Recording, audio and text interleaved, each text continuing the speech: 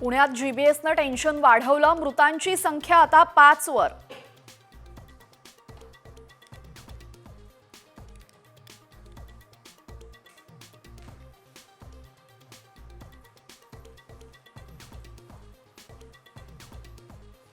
आजपासून रिक्षा टॅक्सीचा प्रवास 3 रुपयांनी महागला, मुंबईकर प्रवाशाच्या खिशाला आता अधिकचा भार।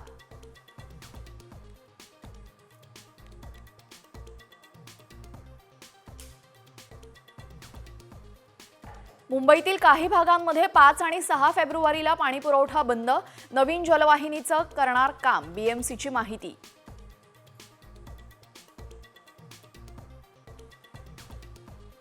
मोदी सरकारच्या तिसऱ्या टर्मचं आज पहिलं बजेट, महिला आणि सर्वसामान्यांना दिलासा मिळणार का याकडे लक्ष।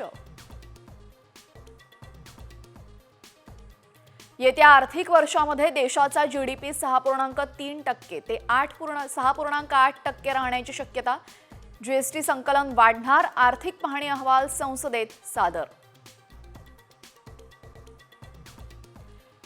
राज्यभरात माघी गणेश जयंतीचा उत्साह, सिद्धिविनायक दगडूशेठ मंदिरामध्ये पहाटेपासूनच भाविकांची गर्दी।